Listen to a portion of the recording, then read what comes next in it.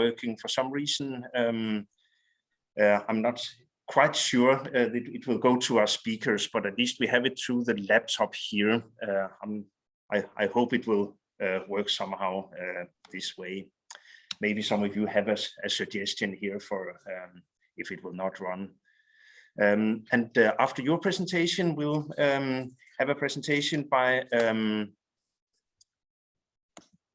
Camilla Mordhorst, Director of the Danish Cultural Institute, to tell us a bit about how to work in practice with cultural diplomacy and promoting Danish culture abroad, not least in the current situation. But first, we look much forward to your presentation, Myroslava. So here you are.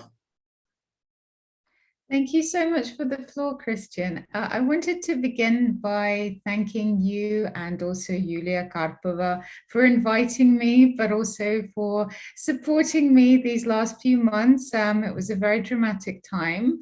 I was based in Kiev until pretty much the last 2 weeks, even though I've spent my life between Ukraine and the UK, and the research project that you mentioned, Trojan Horses in a Cold War, Soviet art exhibitions as cultural diplomacy, was in fact my MPhil thesis at the University of Oxford.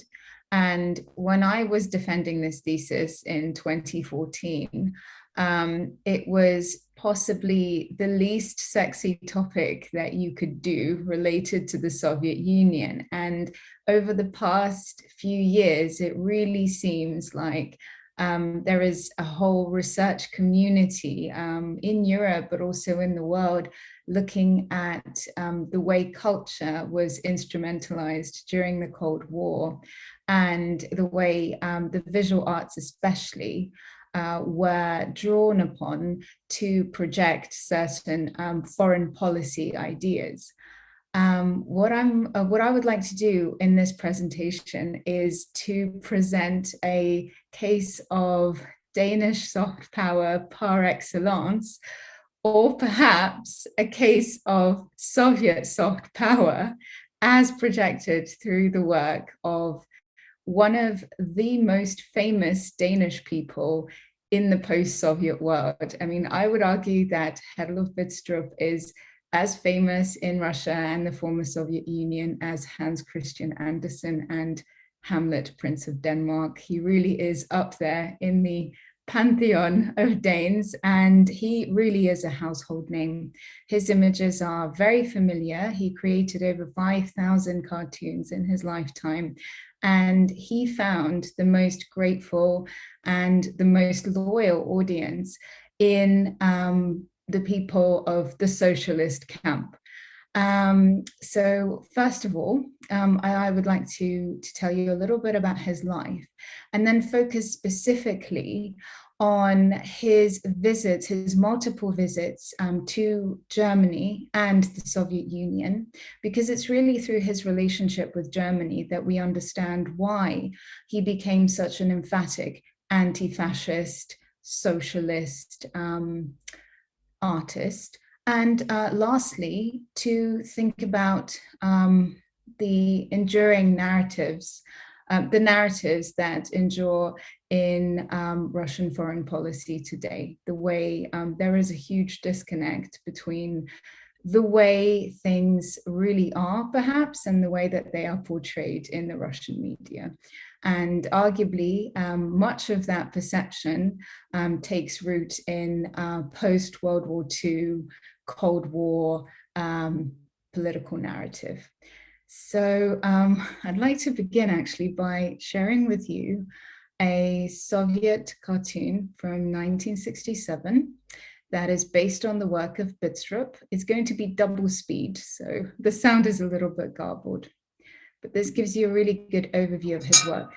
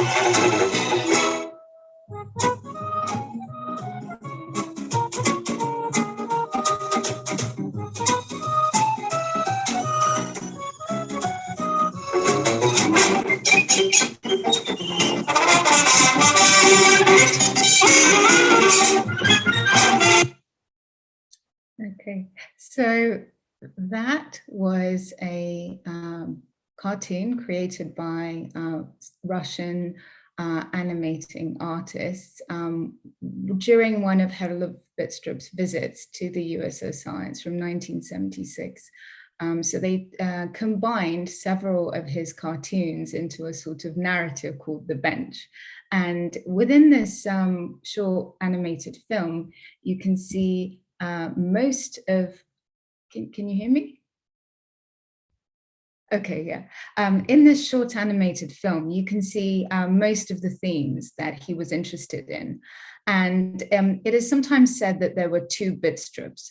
One was a savage satirist who exposed the flaws of the political world and social ills, an artist with a social conscience. And another Bidstrup was a warm-hearted man who loved nothing more than to show life in all its different and all the different moments of warmth. He loved to show children. He loved to show moments of connection between different people. And in fact, because he drew on a common humanity that was common to all people, his work could be understood outside of the Danish context. However, Bidstrup himself, in his later interviews, revealed that, in fact, he used humor, he instrumentalized humor in order to push forward a political agenda. So even his cartoons that seemed to have no political subtext, in fact, had this political subtext. One such example is a cartoon, you don't need sound for this, it's called The Invasion. And I think we can read a political subtext that endures even today. So here is a lovely Danish couple enjoying time in their country house. And suddenly some very annoying neighbors or relatives decide to join them, leaving behind a lot of chaos and destruction. So even though this isn't an overtly political cartoon, we don't see any swastikas or any dollar signs. For Herluf Bidstrup, the swastika and the dollar sign were both equally expressive of evil on the global scale. There is a very strong subtext there. And the reason why Bidstrup was not really as famous in Denmark as he was in the USSR was because he had overtly socialist politics. And in Denmark, he was published in Land og Folk, the magazine, the newspaper of the Danish Communist Party, which only became legal in 1945. He started working for them in 1943. So he loved to boast during his trips to the socialist bloc that he worked illegally for the cause of socialism for 2 whole years in Nazi-occupied Denmark. And he considers that to be one of the best choices of his life. So why is it significant that Herluf Bidstrup was such an overt socialist? Well, first of all, he was born in 1912 in Berlin. His father, Herluf Bidstrup, was Danish, and he went to Denmark in the 1910s in search of work. He was a skilled painter and decorator, and on the weekends, he devoted himself to painting for pleasure. He met Herluf's mother in Berlin, and that is where Herluf was born. And they lived in Germany until the start of the First World War, when Bidstrup's father was suspected of espionage and imprisoned for several months. And it is speculated that he was also tortured, but no confession could be extracted from him. This gave young Herluf, who was he was already quite conscious of what was going on. It gave him a distrust and a suspicion of authority. He understood that he was Danish, but he considered Germany to be his home. And when the family moved to Denmark after the First World War, he missed Germany and in fact wanted to visit it as often as he could. He visited again in 1922. And as a 10-year-old boy, he became acutely aware of what he was seeing around him and how different Germany after the war was to how he remembered it from his early childhood. A lot of disabled people on the streets, homeless people, the fact that one Danish kroner could buy you a barrel full of German marks because of the inflation. These were all things that he became acutely aware of. And he did not like what he saw. He was rarely seen without a little sketchbook, and he didn't so much like to draw from life as he liked to capture his impressions of what he saw.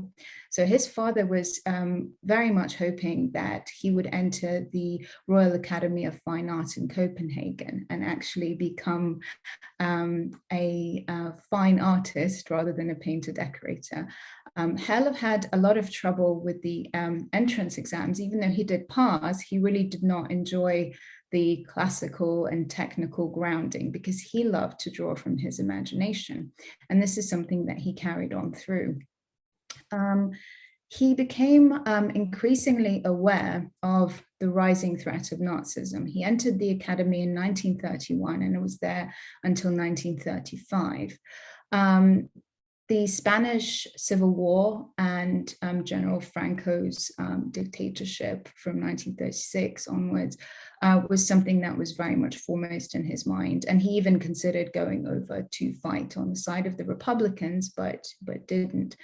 His first piece of work that was published was called The Orator. And remarkably, going back to the idea of drawing from the imagination, Bidstrup actually heard Adolf Hitler giving a speech on the radio and imagined, based on a photograph in the newspaper, based on a static photograph, he imagined what he looked like delivering this speech.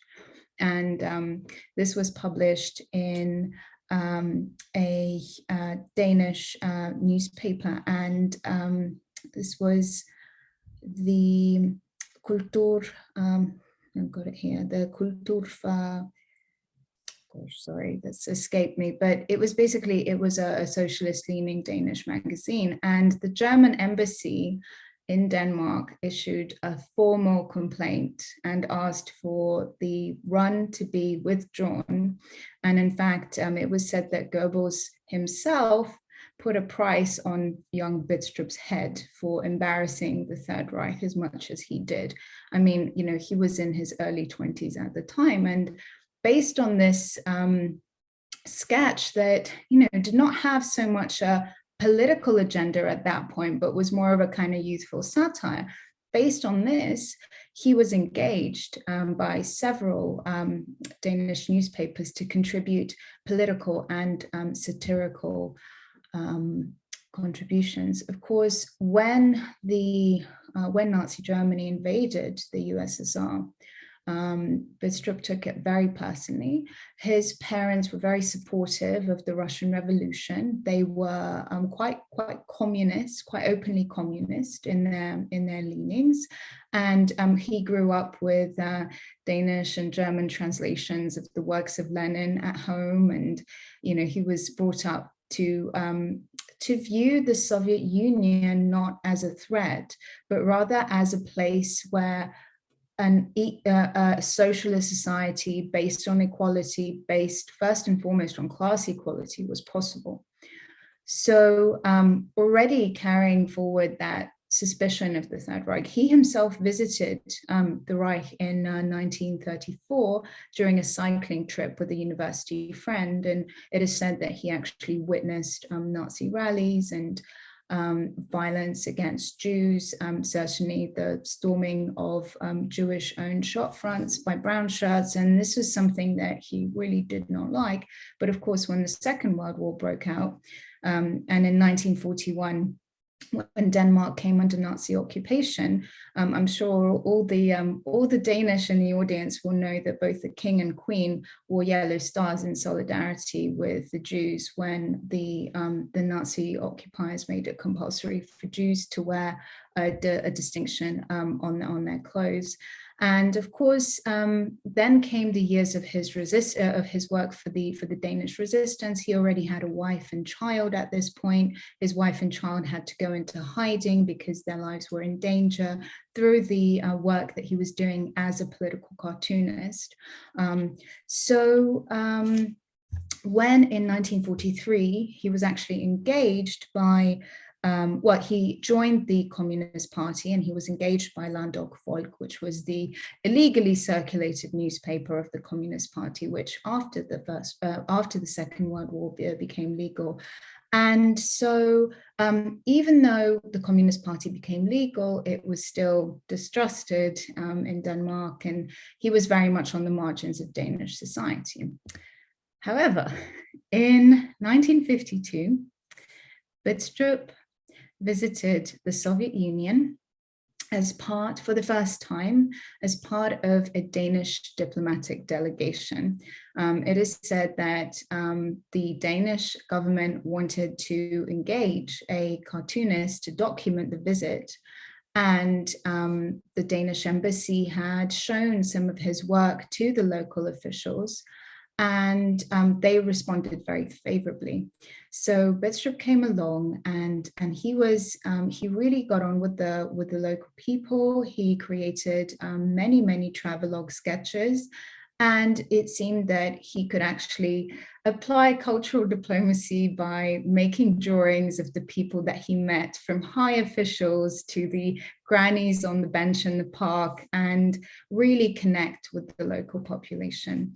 And Bidstrup was included in most official delegations going to the Soviet Union from Denmark. And he visited the German Democratic Republic, he visited Cuba, he visited Czechoslovakia, Angola, Bulgaria. He was suddenly on the international socialist circuit, and very much beloved by all whom he met there. And his sketches and his experiences of the Soviet Union showed that there was a distortion in the Western media of how life actually was in the Soviet Union, on the TV, kind of showing very miserable, malnourished, sad people that were being oppressed by a totalitarian government, and the kind of vivacious, friendly, open people that he met in his travels. The fact that his socialist political prism really colored his experiences is evident through the fact that, for example, he wrote a lot about the Soviet restoration of cultural landmarks and churches, and he showed this in his sketches. But we know for a fact that the practice of any kind of religion or any kind of spirituality, other than what was not considered religious but effectively was communist ideology, it was discouraged. And in fact, really until the mid-80s, you could be imprisoned for certainly for being for missionary work, for practicing as an Orthodox priest. And of course, we know that the Soviets destroyed so many cultural landmarks and so many churches, and not just churches. I mean, this applied sadly to synagogues and mosques. But Bidstrup did not see that, and in his work, he presented this rose-tinted idea of what the Soviet Union was like. And he thought that the Soviet threat, so this is following, so this is the 50s and 60s onwards. So he believed that the West, the Western imperialists really exaggerated the Soviet threat. Here we see this jack-in-a-box bear with a hammer and sickle scaring a woman, when the war machine of Western imperialism, that is the NATO alliance, is in fact enslaving her, but looks like it has a friendly face. NATO and the demonization of NATO played very well into the Soviet Cold War and arguably the contemporary Russian narrative. The idea that NATO, in fact, was a kind of cabal, a secret society modeled on the esoteric leanings of the Third Reich. The fact that it was very much the natural heir to fascism and in particular Nazism, and that it was the hand of Western colonialism in the Third World, but not just the Third World, because of course another very important element to his work was his strident criticism of American racial policy. Now, we know that before the Civil Rights Act of 1964, the USA was essentially a racially segregated society where lynchings were as common as police brutality. And he stridently criticized American racial policy and American foreign policy. A lot of his cartoons look at the war in Vietnam and how essentially violence against the civilian populations of other countries and military expansionism and the race for resources and capital are encouraged in American society. And of course, this relates to its own civilian population, in particularly ethnic minorities. And of course, Bidstrup contrasted this with the Soviet Union's overt embracing of many African and Asian countries, and the fact that there was no racism in the Soviet Union, according to him. This is Bidstrup in 1984, just a few years before his death in 1988. And you can see behind him a wonderful Soviet tapestry that shows peace among all the nations of the world, very much kind of part of that universalist language of the Cold War period. And of course, Bidstrup was a star in the Soviet Union. And he, in this interview that was given on the occasion of yet another of his many exhibitions in the Soviet Union. I think at one point there was an exhibition of Bidstrup's work in a Soviet city pretty much every year. He was very popular and very well known. And of course, he was widely published. His books of his cartoons were very popular. And this is an honor that he didn't have in Denmark. And he really valued this. And he actually preferred the Soviet editions of his cartoon collections to the GDR, so the German Democratic Republic ones, because of course, Germany, socialist Germany, still kind of felt uneasy with his critique of Nazism. So his most overtly political work was not included, and he was shown as, in his own words, as a toothless cartoonist, whereas the Soviet Union made full use of his language. It's significant that in 1964, the same year that the USA granted equal rights to people of all races in the USA, Bidstrup was awarded the Lenin Peace Prize. He also became an honorary member of the Fine Art Academy of the USSR. He was given the Order of the Red Banner of Labor. And I'd like to show you a clip that shows you the kind of rock star treatment that he was given in the USSR. So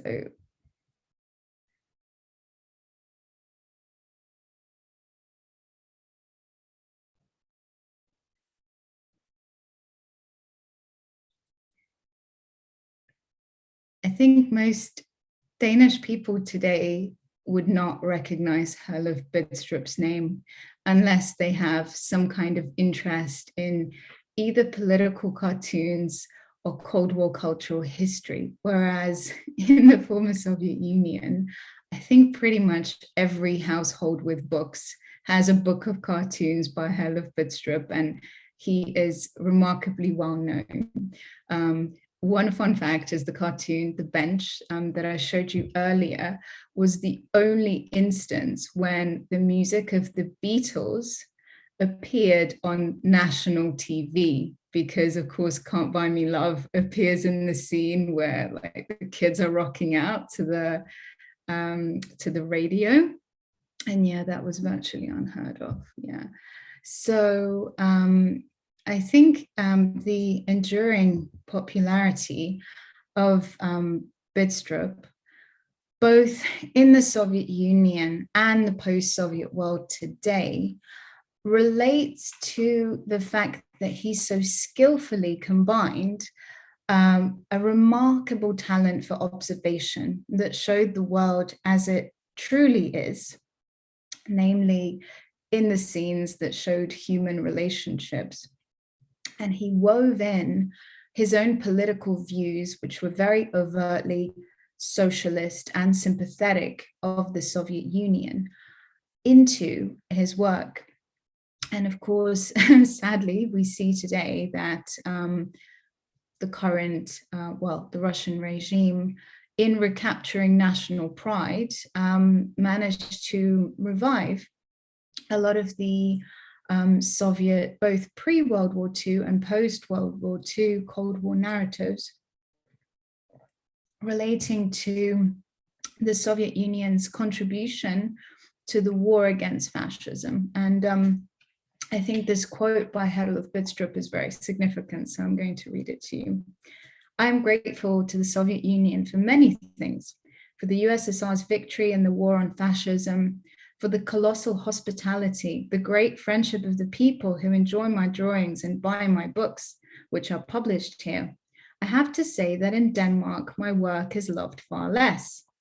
It is my impression that the Soviet viewer understands the deep meanings inherent in my work far better than the Danish one, which is why it seems natural that my drawings should find their place here where they are understood.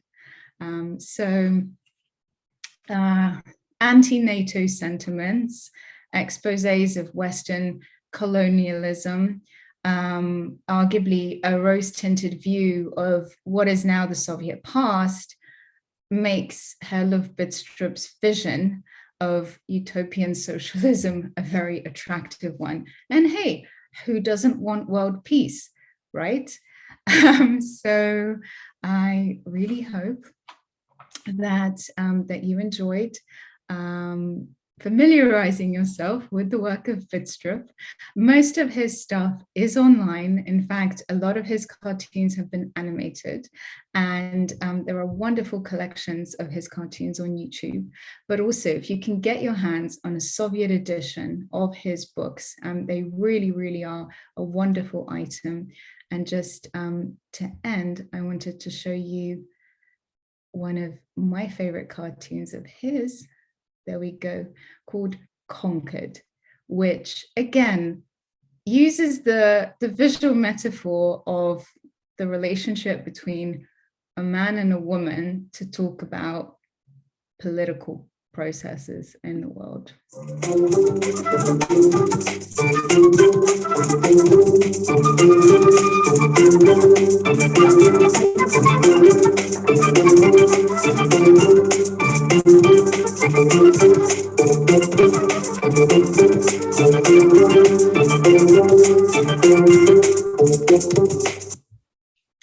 So aggression has a human face sometimes. Thank you again. Thank you.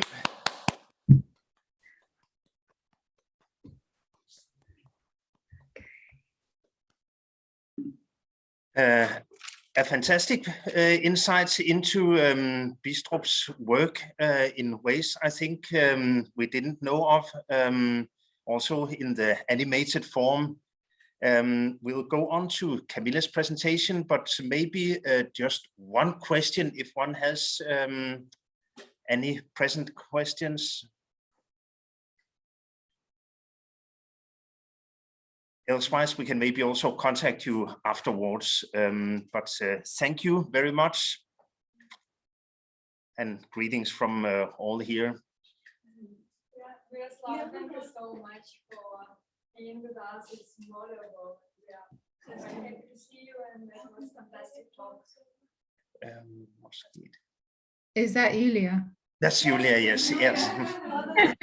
I can't you can see us around here. Hi guys. Hi, it's so nice to meet you. Thank you. Maybe there's one question, Malene. Sorry. Hi. Thank you very much for your presentation. Can you hear me? Yes, I can. I just wonder, I mean, I'm one of all those Danes who never heard of, never saw any of this really interesting material. And you tell that Bidstrup is so well known in the USSR, but I wonder, has it been academically analyzed in Russia? And if so, in what ways? The same way as you look at it now, or differently? So I have to say that I haven't been an academic since 2017. So I graduated from the University of Oxford, and then I was a research associate with the Centre for International Studies at Oxford for another 3 years following that. And so I am not terribly in touch with kind of academic thought on the subject of Cold War cultural history today. And I know that there's been a lot of research in the last few years. I did a search and I didn't really come across any scholarly studies of Bidstrup. And I think really that's the charm of him, that he's such a kind of part of popular culture that, you know, he hasn't quite been studied through the academic prism necessarily. And the sort of books that have been published on him are very much of their time. So they're Soviet books, which really drive home his socialist agenda. So in fact, to study him kind of outside of that ideological prism, you know, both from let's say the perspective of Russia and from the perspective of Western Europeans who not the socialist camp, but let's say, you know, the Western camp, even though of course Denmark is Northern Europe, but let's not confuse ourselves. It would be fruitful and certainly interesting. The problem is that I think looking at Bidstrup relies on being already familiar with him. So if you're Danish and you haven't heard of him, it might be a bit of a kind of difficult start, because it just completely changes your perspective. He kind of becomes this political radical kind of Soviet sympathizer, rather than kind of like quite a laid back creative guy who just kind of wanted to share his art with the world, which is kind of how he appeared to the Soviets. I don't think the Soviets thought of him as particularly politically radical. They thought of him as kind of, you know, a good guy like one of us, but I don't think it's kind of so easy to find many scholarly articles about him. In fact, there is kind of very little about him written in English even. So like one of my main sources, in fact, was this, this is not the original cover. My puppy ate the cover about 20 years ago, but this is a book called Bidstrup and His Life. And it's actually remarkable. There's a lot of like photo documentary material, as well as like his actual work. And a lot of it's thematic, but yeah, as I said, heavily politicized. So the very short answer is there is not a lot of work on him, but I think he is a remarkable and in many ways the only artistic figure that really just through his life and work shows the Cold War exchanges between Denmark and the socialist camp. So I do hope there is some work on him that does come out. We can try to find what we can in the Danish context and maybe inform you from there. I cannot recognize some recent studies, but we'll have a look and inform you. And once again, thank you very much, and you're welcome to stay with us on Zoom for Camilla's presentation now.